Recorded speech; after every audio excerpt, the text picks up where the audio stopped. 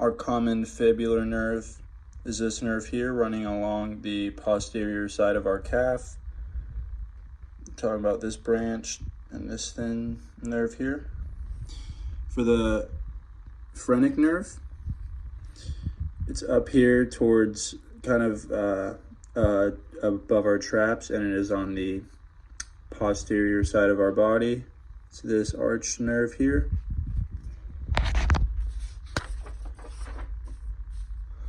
For our sympathetic chain ganglia, it's three sections are here, 1, 2, 3, along the medial side of our spine. And the cauda equina is right here as well on the lateral side of our spine here. And our saphenous nerve is on the medial anterior side of our calf right here. And it is this part of this nerve that runs along here.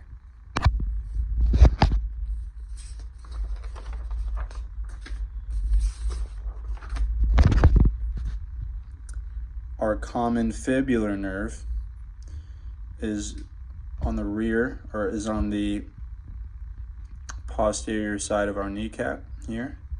And it is this branch of the nerve that goes along here.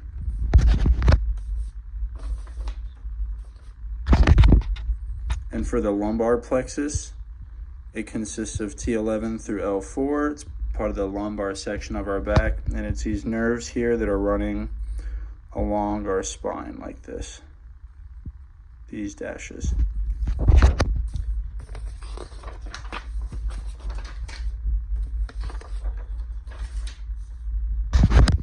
For the spinal accessory nerves, we have the muscles involved are the sternocleidomastoid mastoid muscle and the trapezius muscle. This is the sternocleidoid, the sternocleidoid mastoid, and it is on the medial side of our neck here. And our trapezius, the part it's referencing, is here. It's on the upper anterior side of our body, kind of in our upper back area.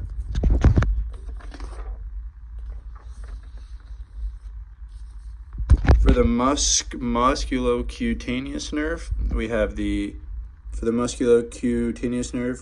biceps brachii muscle, the brachioradialis muscle, and the bicep brachialis muscle. Brachii muscle is the main part of the bicep that everyone just assumes is the bicep here, this meaty portion.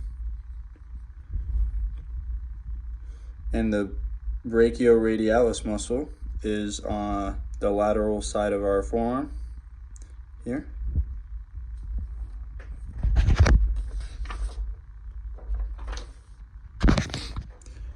For our median nerves, we have the flexor digitorum superficial muscles and the flexor carpi radialis muscles.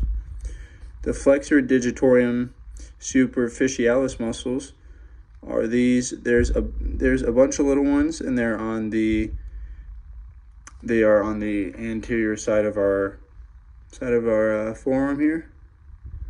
And they're these fine fibers. They look like fibers running through. These are the muscles here. And for the flexor carpi radialis muscle, they're on the anterior part as well, and it's the more meaty muscle here running along the forearm.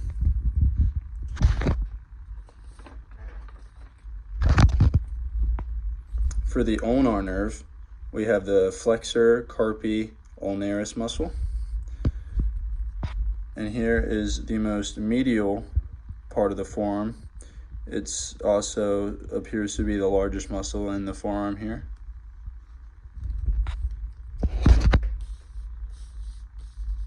And for the radial nerve, there's three parts. We have the tricep brachii muscle, which are these main tricep heads here. These two heads that help connect and make up the tricep.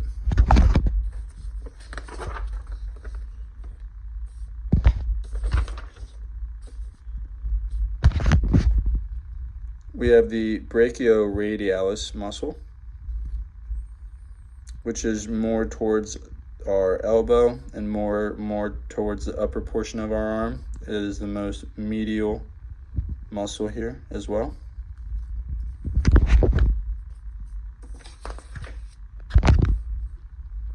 And lastly, for the radial nerve, we have the extensor carpi radialis longus muscle. And it is the most lateral muscle on the arm, right here. Next, we have the auxiliary nerve. The first part is the deltoid muscle, which is just the most outer portion of the shoulder, right here. And we have the teres minor muscle, which some people probably consider part of their chest, but it is the anterior part of your shoulder, and it's a small muscle here that runs right along and close to the pectoralis major.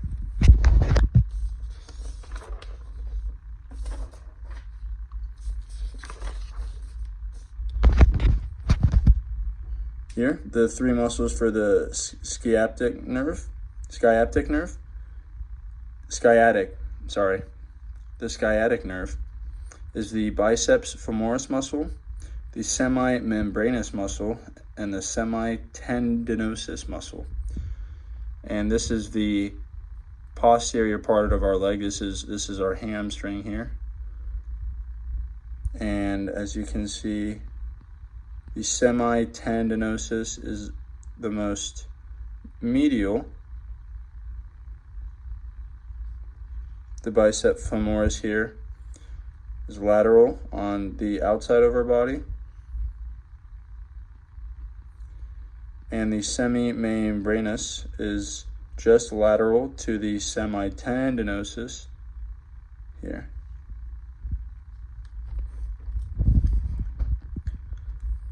Next, we have the gastrocnemius, which is located right here. And this is to make up the tibial nerve. And it's this minor muscle here on the back side of our kneecap. And this is the other lateral head. There's two heads. There's a medial head and a lateral head. Lateral here, medial here. Our soleus muscle, which is a part of the tibial nerve as well, is this muscle here, right under the gastro, and the popliteus right there. For the femoral nerve, we have the rectus femoris, the vastus lateralis, and the vastus medialis. And these are making up our quad here. The rectus femoris is the most medial it is medial to these two, or it is center of these two. The vastus medialis is the most medial, closest to the inside of the body. And the vastus lateralis, which is just outside head, is the most lateral. The gracilis muscle, which is part of the obturator nerves, and these here are the femoral nerves, part of the obturator nerves. This is also the anterior view of our leg. It is the most medial muscle here. It is this thin muscle here. It's the most medial part of the muscle that makes up our upper leg.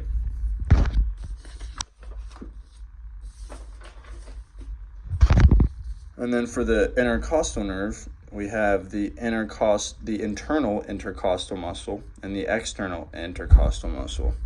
There's the muscles right here and right here. And this is inside our chest. This is our sternum here. And these are inside. So they are deep to the pectoralis major and those surrounding muscles.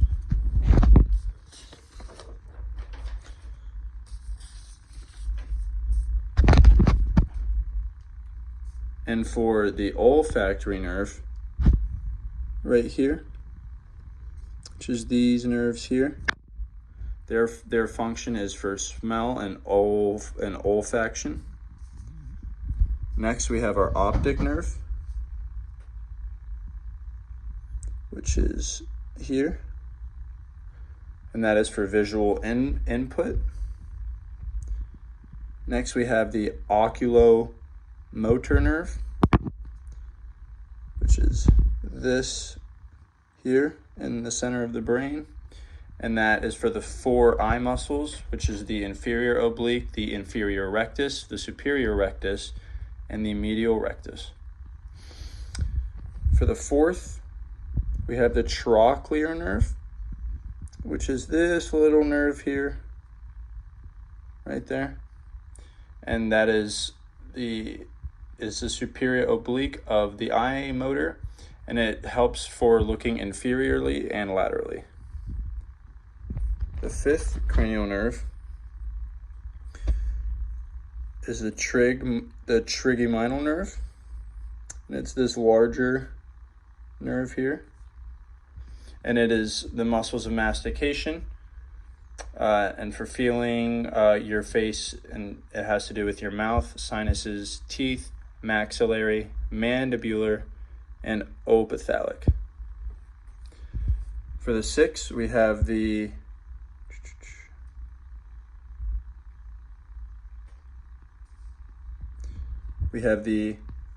abducens nerve, and it is these two here, these thin nerves, and its function is lateral rectus.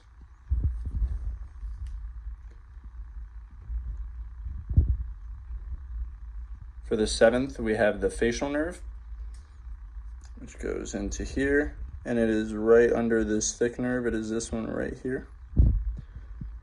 And its functions are the muscles of facial expression, the lacrimal gland. It has to do with the salivary glands, and it assists with taste to the anterior 2/3 of the tongue. For the 8th nerve, we have the vestibulocochlear nerve, and it's this nerve right here, and its job is for balance and hearing. And for 9, we have the glossopharyngeal nerve, and it's this nerve right here, and it is for the posterior 1/3 of your tongue and taste. It assists with speech and swallowing, and it has to do with the salivary gland. For the 10th cranial nerve, we have the vagus nerve, which is right there. And its function is to also assist in speech and swallowing, visceral organs, vital organs, including your cardiovascular, respiratory, and digestion, and supplies taste reception to the pharynx. For the 11th cranial nerve, we have the spinal accessory nerve, which is this long, thin nerve here. And its functions are motor and innervation to the medial of head and shoulders, and for speech and swallowing. And for the last nerve, we have the hypoglossal nerve, and that has to do with tongue movement and also assists in speech and swallowing. And just to go over what they are as well. For the first nerve, that's sensory. For the second nerve, sensory. For the third nerve, motor.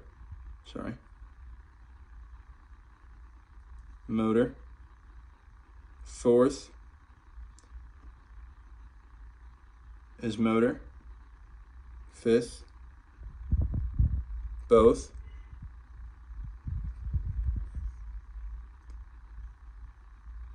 6th,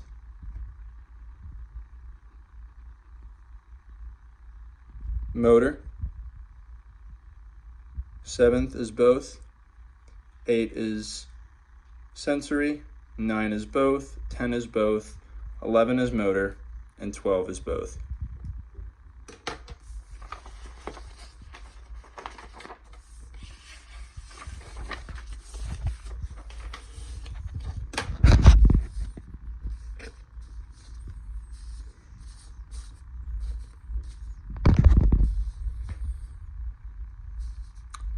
For the eye, for the vascular tunic, right here, we have the choroid, which is this pink outer lining. We have the ciliary body, which is all these pink divots and bulges here. It's here above your pupil. The suspensory ligaments, which are also in that same general area, they're right back here. We have the iris, which is right here, and it is right there. We have the pupil, which is the area of your eye that most people associate with and seeing what color eyes they have and stuff like that. Or your pupils like that black center that can expand. And next we have the sensory tunic, which is the retina, which is this yellow inner film that goes around the eye. We have the optic disc, which is right here. We have the macula lutea, which is here. We have the fovea centralis, which is in here, but it's just amped up here, zoomed in. It's this gap, this area, this trench.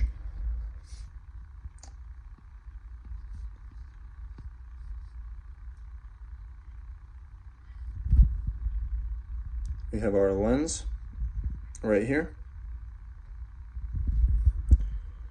We have our fibrous tunic, which includes a cornea and is part of all this here. We have our optic nerve, which is this whole section here. And we have our optic tract, which if it were displayed here, it would be here going back and towards the brain.